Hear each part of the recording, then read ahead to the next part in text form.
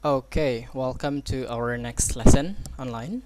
Ya, kemarin kita sudah membahas bahan dari buku TP2 Unit 8, and tonight we are moving to Unit 9. Kita akan lanjut ke Unit 9 talking about the adjective. Nah, jadi kita bagi dua, ada adjective, ada adverbs. For this time, we will talk about the adjective first. Okay, jadi kita bahas fokus bagian adjective. Now let's move. Jadi bahan yang pertama untuk bagian adjective adalah review of adjectives. Talking about the previous books. Jadi di buku TP1 kita bicara masalah adjectives. Nah, kita ulang ya. Jadi adjective itu dia punya 3 jenis. Ada yang namanya descriptive adjectives, lalu ada yang namanya present past participles, lalu ada yang namanya noun adjunct. So, kita mulai dari descriptive adjective. Descriptive adjective adalah kata sifat yang memang murni, bentuknya dari memang murni kata sifat, jadi tidak dibentuk dari kata yang lain. That is what you call descriptive adjective. Jadi contohnya adalah beautiful, intelligent, generous, large, oval, French, Catholic, dan sejenisnya. Ini adalah semuanya murni kata sifat. Lalu ciri-cirinya adalah dia precede the nouns, they modify. Jadi dia mendahului kata benda yang mereka jelaskan. Misalnya ada kata benda man, adjektifnya adalah generous. Generous ini mendahului kata bendanya dan dia menjelaskan man-nya ini. Contoh lain adalah clean windows, ada intelligent man. Kemudian selain itu, descriptive adjectives ini punya posisi yang lain, yaitu come after linking verbs. He is bright, they became bored. Jadi munculnya setelah linking verbs. Kemudian must not be used in a place of nouns and vice versa. Jadi dia tidak boleh kata sifat ini tidak boleh digunakan kalau di sana seharusnya yang muncul adalah kata benda. Misalnya the danger of smoking. Ya, jadi danger di sini adalah bahaya. Kenapa jadi harus kata benda? Karena di depannya ada article. Bukan sebaliknya, the dangerous of smoking. Karena setelah the ini harus muncul kata benda. Jadi di sini tidak boleh kata sifat. Itu yang maksudnya tidak boleh digunakan di posisi kata benda. That's it. Nah, ini adalah jenis adjective yang pertama. Jenis adjective yang kedua adalah kata sifat or adjective yang dia dibuat dengan menggunakan verb 1 yang menggunakan verb 1 plus ing. Nama lainnya adalah present participles, atau verb 3 yang namanya adalah past participle. Dia adalah kata sifat yang punya meaning aktif atau pasif. Misalnya di sini ada kata an amazing performance, penampilan yang menakjubkan. Jadi kalau dia ing itu meaningnya adalah aktif, tapi kalau dia pakai id meaningnya adalah pasif atau bentuk kata sifat biasa. Amazed spectators, para penonton yang takjub. Jadi bentuknya menjadi kata sifat biasa. Tapi kalau ini akan menjadi me-an, amazing, menakjubkan. Boring, membosankan. Bored, bosan. Interesting, menarik. Interested, tertarik. Ya, jadi penggunaannya ini terkait dengan benda yang dimunculkan setelahnya. Nah, jadi kata sifat yang kedua adalah kata sifat yang dimunculkan dari kata kerja yang ditambahkan ing atau dirubah menjadi verb 3. Ada juga kata sifat yang ketiga, namanya adalah noun adjuncts. Sesuai namanya, kata sifat ini adalah kata sifat yang dibentuk dengan menggunakan noun. Jadi noun yang digunakan untuk menjelaskan noun lain itu disebut sebagai noun adjuncts, dan dia fungsinya sebagai adjective. Contohnya adalah field trip. Field ini adalah noun, trip juga noun. Tapi di antara dua ini ada yang jadi head atau jadi inti, yaitu trip. Kemudian yang menjelaskan adalah field. Tripnya adalah trip yang sifatnya field, sehingga field ini disebut sebagai noun adjunct dan dia berfungsi sebagai kata sifat yang menjelaskan trip. Contoh lain ada career women. Lalu ada drug store. Nah, ini drug dan career ini menjelaskan kata benda yang muncul setelahnya. Sehingga kata benda yang digunakan untuk menjelaskan kata benda lain itu adalah kata sifat dengan nama noun adjunct. That's it. Jadi ada 3 ya. Nah, sekarang ketika kita berbicara masalah adjective, maka kita tidak terlepas dari yang namanya perbandingan, dan yang boleh dijadikan bahan perbandingan atau dibandingkan itu adalah kata sifat. Jadi kata kerja, kata benda itu tidak boleh dibandingkan. Tidak ada kan ya, dia lebih meja daripada yang satunya. No, it's not that. Atau dia lebih berjalan misalnya. No.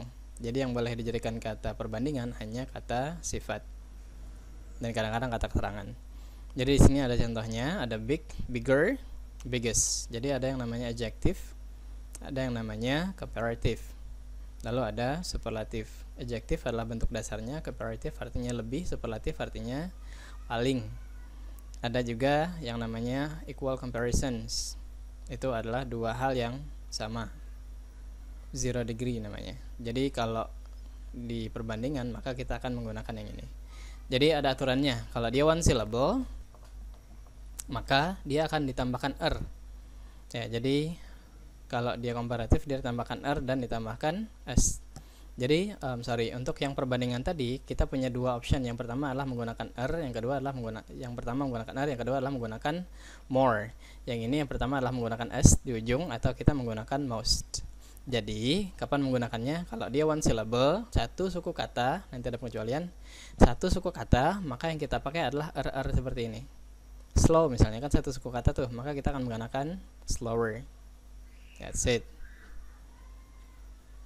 Nah itu. Terus yang kedua, kalau dia dua suku kata, maka kita juga akan menggunakan er dan s, tidak menggunakan more dan most.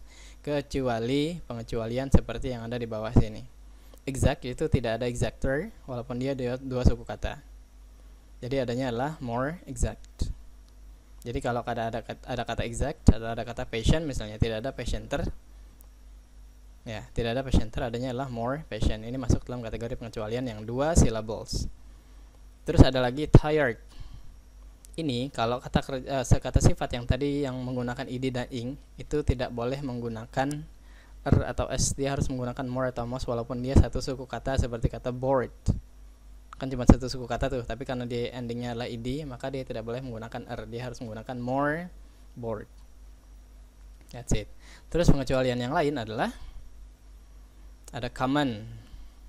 Ya. Dia boleh menggunakan commoner atau dia boleh menggunakan more common.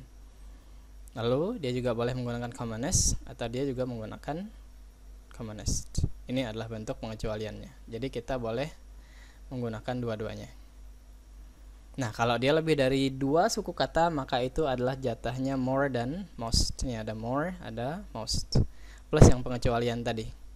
That's it. Jadi kalau beautiful tiga kan ya, maka kita menggunakan more dan most. Tidak ada beautifuler, tidak ada beautifulest.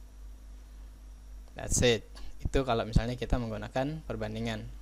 Dan yang harus diingat adalah kita balik yang depan tadi. Kalau di sini ada kata as, brilliant as, ini yang adalah equal comparison, yang maksudnya depan belakangnya itu setara.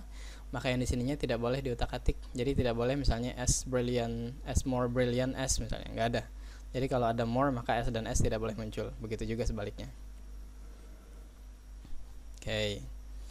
Selanjutnya ada lagi bentuk perbandingan yang lain. Perbandingan itu adalah bentuk kata sifat yang perbandingannya itu tidak dengan menggunakan er atau more, tapi bentuknya yang berubah. Tapi tenang, jumlahnya tidak banyak.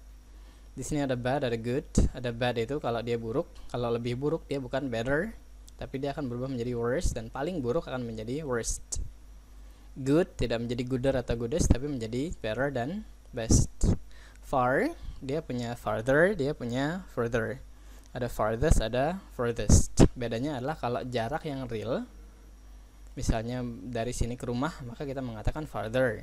Tapi kalau jaraknya adalah yang abstrak seperti untuk informasi lebih jauh, maka kita menggunakan further.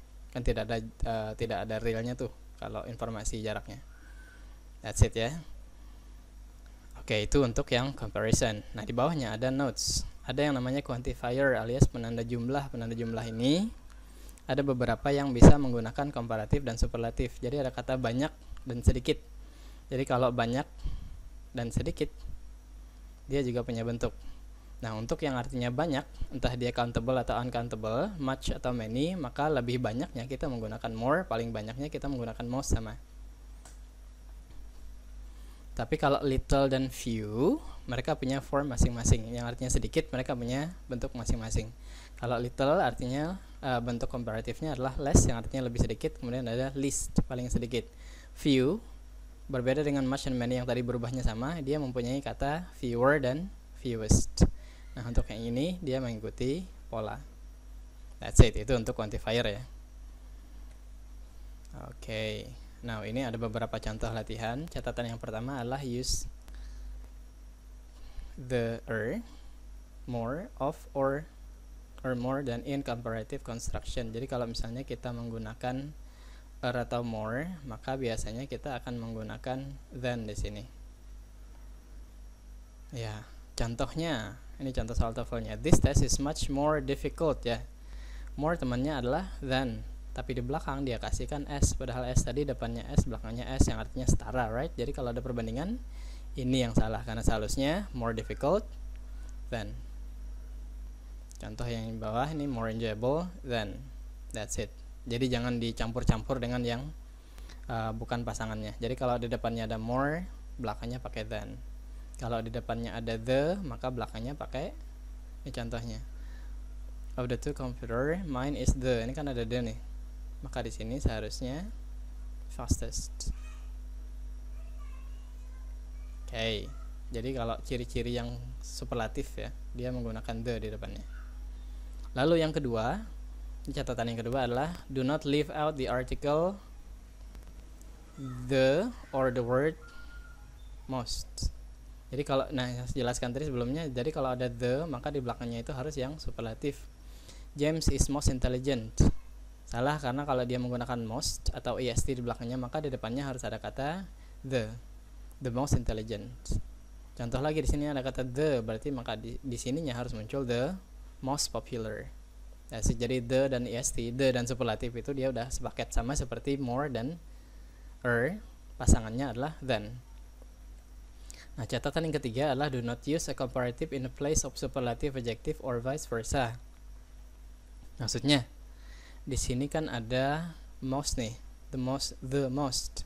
Jangan lagi dipakaikan yang than ini. Ya, karena than ini adalah pasangan untuk komparatif, bukan pasangan untuk superlatif. Terus ada lagi my computer is faster of all. Ini kan antara semuanya, dia tidak hanya membandingkan dua, berarti yang kita pakai adalah superlatif. Komparatif itu untuk dua benda. Kalau diantara semuanya ada satu yang paling, maka yang kita gunakan adalah superlatif. Jadi jangan sampai kebalik posisinya. That's it. Kemudian yang nomor 4 adalah be careful with the comparative superlative form certain adjective. Jadi ini yang tadi harus diingat adalah suku kata dan yang pengecualian tadi. Contohnya adalah among all workers Jonathan is the helpfulest. Helpful yang ujungnya full ini dia tidak boleh menggunakan est. Jadi dia harus menggunakan the most helpful. Itu maksudnya. Jadi jangan tertukar antara penggunaan most atau est atau penggunaan more dengan her. Oke, that's it ya. Yang selanjutnya ini ada catatan. Most itu kadang-kadang bisa berarti very, depending on how it is used in the sentence. Ya, tapi dia tidak berpengaruh karena yang muncul setelahnya tetap harus kata sifat seperti yang aturan tadi. Ini hanya masalah meaning saja. Terus yang salah ini di mana? Ini kan ada most, ada adjective, berarti benar ya? Iya, benar. Yang salah adalah burial structures. Di sini ada kata sebuah, tapi di sini jamak. Nggak nyambung kan ya? Dan ininya tidak digarisbawahi, berarti ininya yang salah. Oke, that's it. Now, that's all materinya. Silahkan dikerjakan exercise yang sudah disebutkan di Google Form. Thank you and good luck.